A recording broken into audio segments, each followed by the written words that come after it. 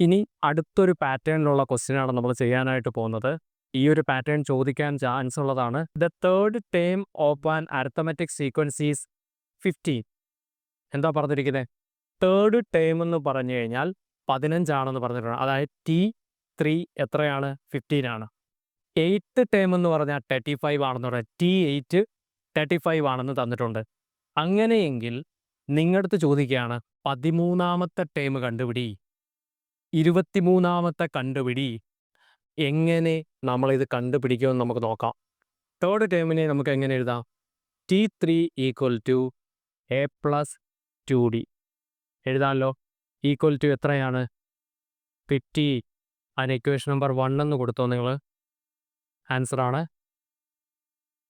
അടുത്തത് നിങ്ങളുടെ T8 എട്ടാമത്തെ ടേം A + 7D. ഞാൻ പറഞ്ഞിട്ടുണ്ട് ഒരു ടേം കുറച്ച്, അതായത് ഇവിടെ T8 ആണെങ്കിൽ എട്ടാമത്തെ ടേം ആണെങ്കിൽ 7D എന്നേ പറയാവൂ, ഒന്ന് കുറച്ചേ പറയാവൂ.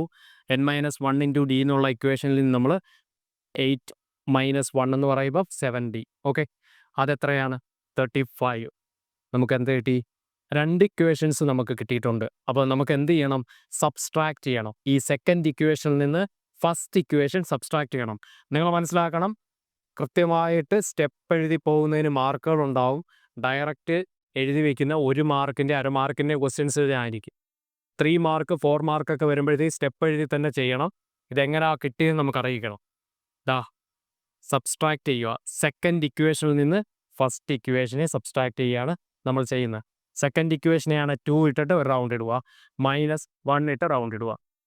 ഓക്കെ, ഞാൻ A + 7D = 35 - A + 2D = 15.